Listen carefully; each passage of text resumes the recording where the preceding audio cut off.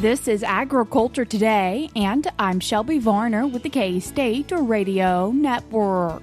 K-State and Washburn law professor Roger McEowen begins the show as he reviews new Supreme Court rulings and what they mean for people and agricultural producers. Continuing the show is K-State watershed specialist Stacie Minson, K-State soil scientist Augustine Obour, and K-State extension agronomist Logan Simon as they explain how the large amounts of rain in June could have impacted soil health and quality and how moisture like that can be utilized. Stacie, Augustine, and Logan in the show as they wrap up their conversation on water, crop, and soil quality. That and more is coming up ahead.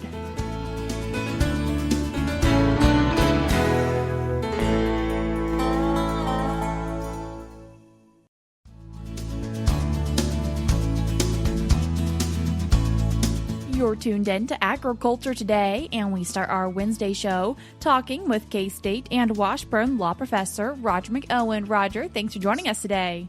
Good to be with you, Shelby. Roger, today taking the time to discuss a recent blog article titled The Supreme Court's New Rulings, and within this article, there are 3 rulings for us to discuss. However, starting with the first one, what was it about?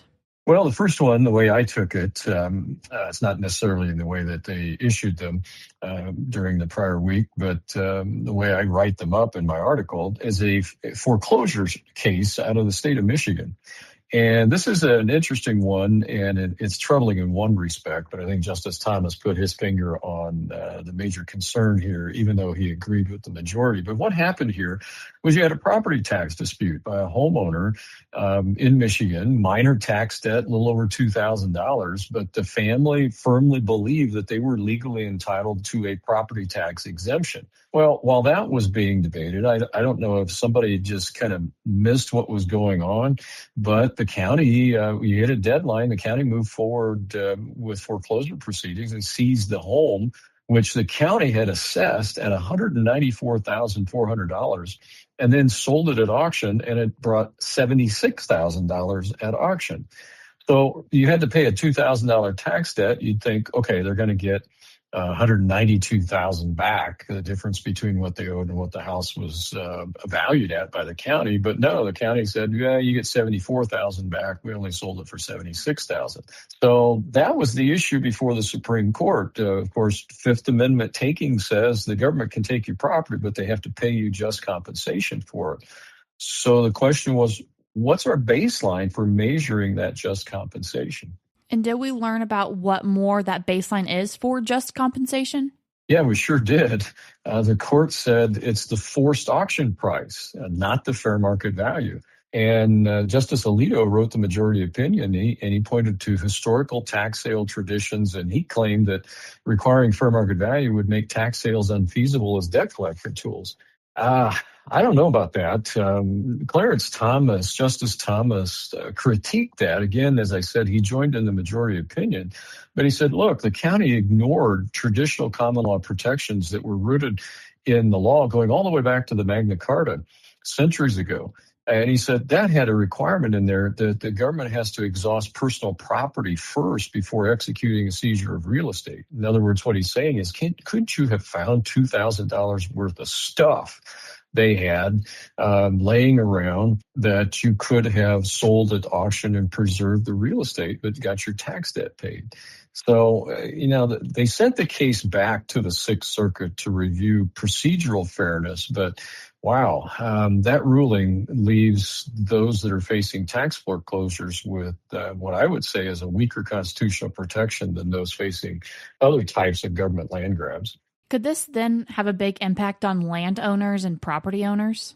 Well, not if you pay your taxes, and not if you pay your property taxes on time and in full. But if you're going to go to foreclosure, this is a new baseline that's been established by the Supreme Court for what is just compensation for taking of that property. And that's kind of a big deal. And Roger, your next court case or your court ruling on this, you say, shut the door on activists attempting to use domestic federal courts to police global human rights grievances. And what does this involve? Yeah, that's a mouthful, but this is a big case, and I think it's slipped beneath the radar. At least I haven't seen anybody pick up on it in terms of the ag application. But I think the ag application here is huge. What you had here, this is a case, and the reason I think the agriculture is generally missing it is it's a case involving international law. Well, a lot of farmers ranchers would say, "Why do I care about international law?" Well, it's important because of the way the court ruled on this. Justice Barrett wrote the majority opinion, and the majority said there is no such thing as international law. And that's an academic legal fiction, is what the court said. And they said that foreign policy textually belongs to the political branches under the Constitution, it belongs to the Congress. And federal judges have no business inventing private liabilities that disrupt what the court called statecraft. Okay, why is that such a big deal to agriculture? I think it's huge.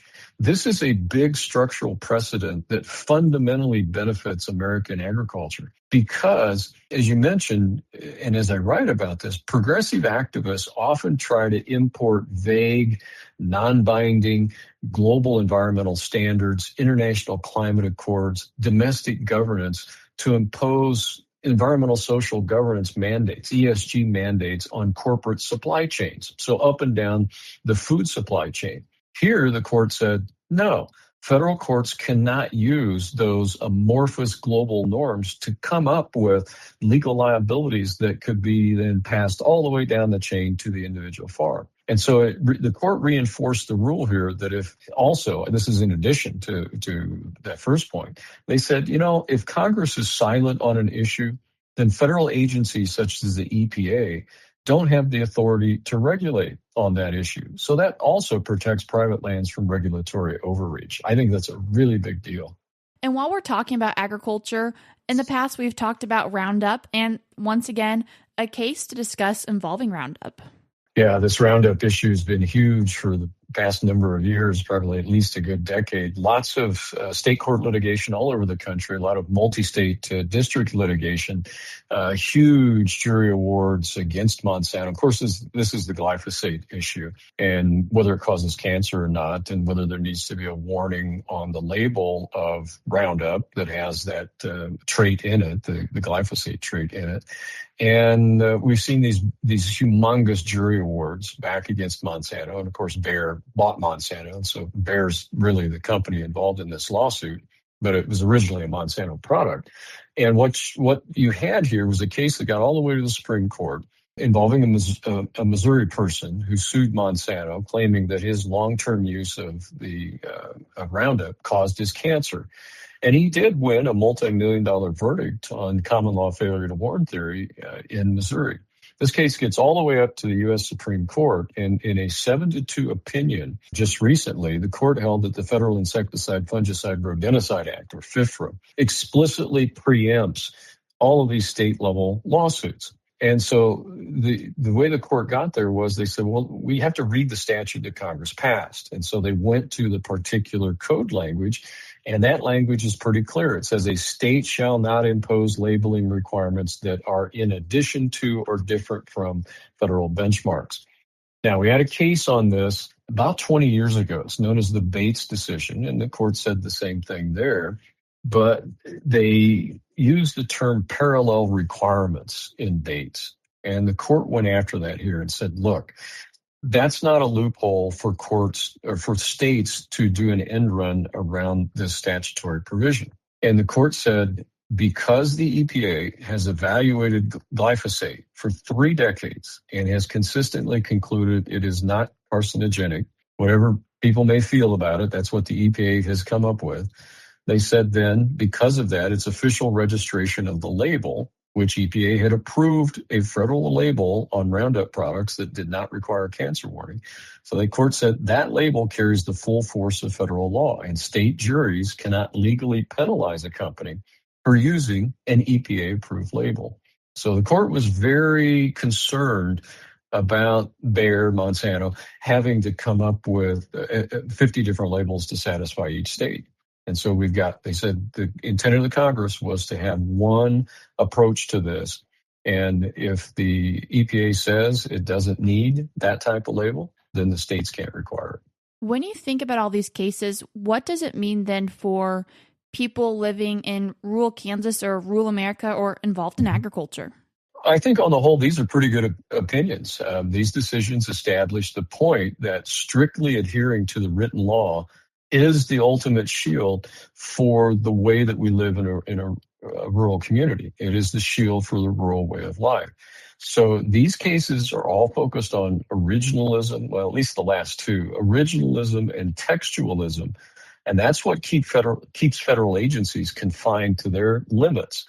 And it protects our supply chains from tort juries, tort lawyers, and it ensures that the laws governing agriculture are written exclusively by elected representatives. That'd be the Congress at the federal level, but that'd be state and local legislatures at the or state legislatures at the state level, not unelected bureaucrats, not global elitists. And those are really big opinions. These last two in particular, recently from the Supreme Court. Do you see more people who aren't those elected representatives trying to make rules or make decisions that aren't theirs? Oh, the administrative state for the last 100 years. That's been the goal of the administrative state. And that's the goal of those that are not able to get their policies through the Congress or through state legislatures, subject to elected representatives, try to sneak it through the administrative state with unelected, unaccountable bureaucrats. So that's always been a problem that's out there since the advent of the administrative agencies. Roger, I appreciate you taking the time to join us today. Thank you for having me. That was K-State and Washburn law professor Roger McEowen. I will link his blog article, The Supreme Court's New Rulings, in today's show notes on agtoday.net. We're cutting to a short break now, but we'll be right back.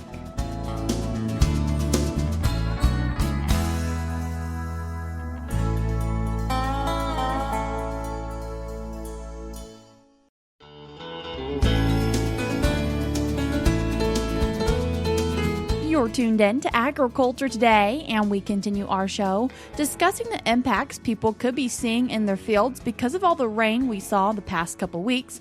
And then to talk about this, we're joined by K-State Extension agronomist Logan Simon, K-State watershed specialist Stacie Minson, and K-State soil scientist Augustine Obour.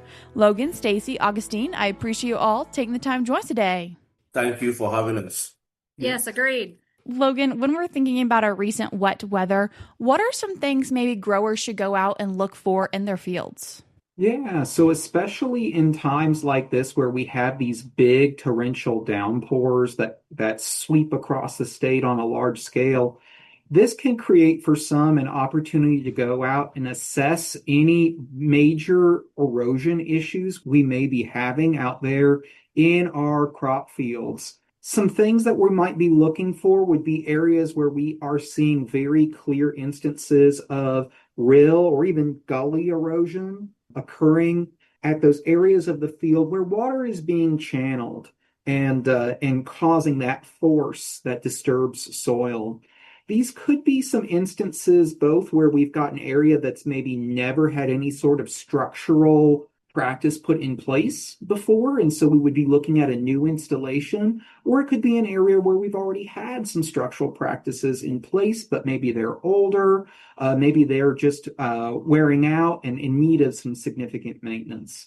Things that we would be talking about here would be potentially the installation or maintenance of terraces.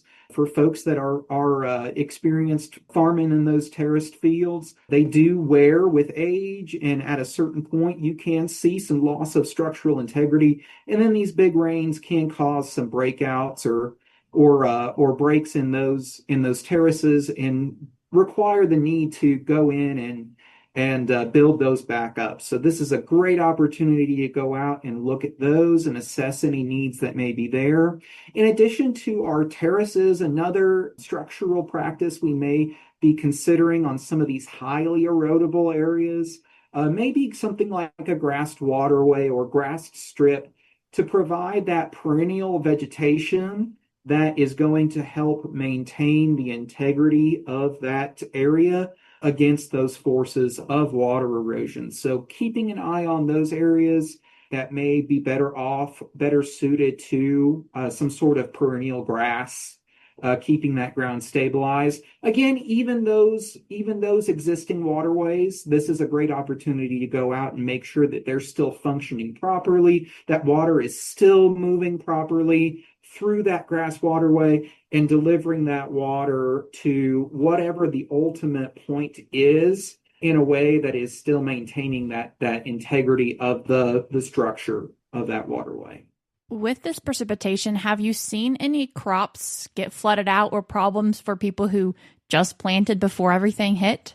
Absolutely. We're definitely seeing that in some areas of the state. We've seen areas where we've had corn get really tore up by some of these torrential downpours or big wind events coupled with that as well that have laid over crops or even caused some green snaps. So all kinds of impacts of this wild and crazy weather we've had. Should growers maybe reevaluate or evaluate if cover crops could be an option for their operation? Yeah, sure. So that is something that we have done some work with in the past, looking at post-weed cover crops in dryland systems if you have plant available water. So I think some wheat has been harvested, but most of it is still not harvested yet. So this is an opportunity to plant a post-weed cover crop. Some of these can be grazed. So various species that could be planted is sorghum Sudan grass, millets, cowpea. If you are interested in a mixture, you can plant cowpea, sorghum Sudan, German millet as a mixture. From the work that we've done in Western Kansas, you can produce an upwards about 6,000 to 7,000 pounds dry matter per acre if you have enough moisture, and that could be a very good grazing resource for livestock. What impacts have you seen this all have on soil quality, soil nutrients, all things soil?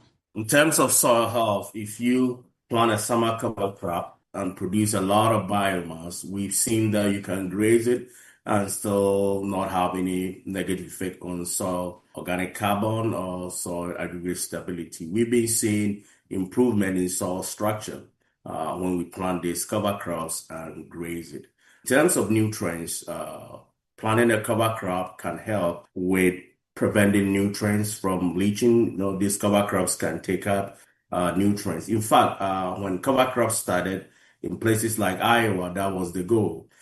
So if you have these cover crops planted, it can take a lot of nitrogen and phosphorus and prevent it from runoff issues or leaching into the groundwater. So that is a very good thing. But the other thing with all this rain is the potential for runoff from some of these fields.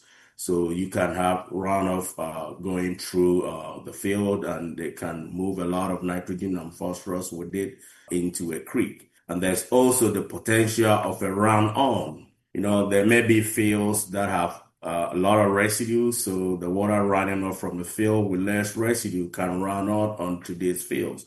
So the sediments coming in with the nutrients can accumulate these particular fields that it ran onto. So that is where soil testing will be very important going into the fall. Testing these soils will be very important.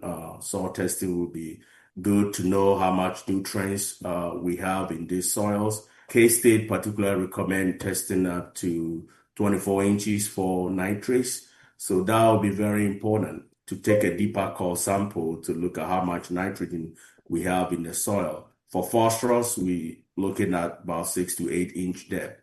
So soil testing will be important to get a feel of how much nutrients we have in these soils. When we think about this excess moisture, are you really able to see differences of how different soil types handle it? Yes. In some areas, you have heavier texture soils. Those soils can hold a lot of water, and sometimes you can see a lot of water standing in these areas compared to where you have a little bit sandier soils where there's a possibility of leaching through the soil. Soil management is very important. A till field versus a no-till field, right? So if you have a soil that has been in no-till, managed very well, and there's very good structure, there's possibility of more water moving into the soil than standing on the soil surface. If you till the soil frequently, it becomes something like a powder, has very less structure to it. So at that point, even the texture, even though it could be a fine texture soil, that can help. But if you till it very heavy, you break the soil structure, and then instead of helping to move the salt water through it, the pores will seal up and there will be water standing in the field. So this is where previous soil management is very important. Stacie, with all this water movement, any concerns for water quality? Well, yeah. Years ago, someone told me that the best water quality improvement is drought. Obviously, drought doesn't really work very well in agriculture, whether it's on a cropping system or on a livestock system or in the diversified of both. So when we look at it, yeah, as Logan and Augustine both mentioned, we've had runoff, we've had soil erosion. So obviously, if we have soil erosion, the sediment is leaving the fields where we want it to stay, going into the creeks and rivers downstream. And so in that soil, we're going to deal with the sediment. If we have too much sediment, we're going to fill up our reservoirs. If we talk about Canopolis Reservoir, that it's my reservoir in the middle of the state there in Ellsworth County. But as we go east, there's been some dredging projects. Soil is replacing where we're supposed to have water, which are drinking water supplies. So if we can have, as Logan mentioned, we really do need to go look at those soil structures, at those structural practices, the terraces. Do terraces need rebuilt? Have waterways failed? Those are big things. If you've looked on social media, there's been lots of erosion. You can see, just tons and tons of sediment leaving. So, it goes to the soil health side that both Logan and Augustine talked about. If those nutrients are leaving with the sediment or with the water, phosphorus and nitrogen, they're not going to do us any good on the crop fields. And we definitely don't want them in the water.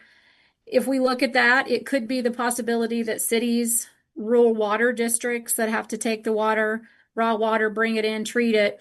If we're doing that, it could long-term change their dynamics of what they're doing for treatment. So if we can keep that on there, mentioning like the soil sampling, grid sampling, this is a perfect opportunity to do some grid sampling. If we do the nitrogen, obviously it can be a little more expensive, so we may want to make the grids a little bit bigger than we typically do with the phosphorus. That was K-State's Stacie Minson, Logan Simon, and Augustine Obour. We're cutting to a short break now on Agriculture Today, but when we come back, we'll once again be joined by Stacie, Logan, and Augustine as they continue our conversation. If you aren't going to be able to hear the rest of today's show, you can always find it on agtoday.net.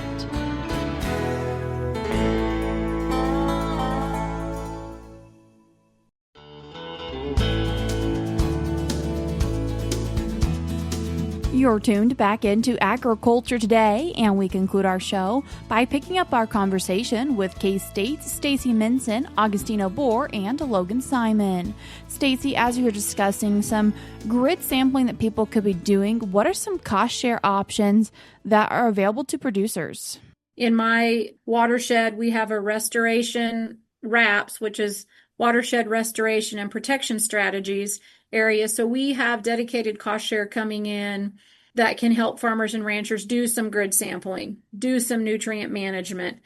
We can also pay for variable rate application. If we do that soil test and we know that we do not need as many pounds of nitrogen or phosphorus, that's the water quality improvement right there, because we're not having the potential for runoff. If we put the cover crops in, again, there's cost share for that. Those are all long-term things. If you have the livestock operation, it gives you that feed source. Maybe you don't have livestock, so work with a neighbor, or you can swath and bale the cover crops. We're still asking that you leave some of that residue there. With some of these rainfall events that we've had, the amount of water that's come in short time frames, if we had any type of residue, whether it was no-till or cover crops, those fields would have fared much better than the conventional till in general. There would have been less runoff or less run on to the next property. So we're focused on the crop side of it, but we also need to be looking at range and pastures. Are there cattle trails? Are the areas around the ponds, do they need to have some work done? Do you have some areas along the stream bank that you need to put some buffers in? You need to plant along crop fields. So there's a big aspect here tied to water quality: nitrogen, phosphorus, sediment, and then the other one is the bacteria. This time of year, cattle are down in the creeks and rivers. There are many cost share programs available to help move cattle out of the creeks and rivers, fence it off, or install alternative water supplies by drilling wells. Cattle are just like us as humans. They would much rather have a clean, constant temperature source of water. So, yeah, water quality, we all want to make sure we have clean water for ourselves, our families, our communities, and our livestock. So these rain events really do make us think big picture. What can we do for best management practices, the cover crops, doing the soil testing, variable rate application?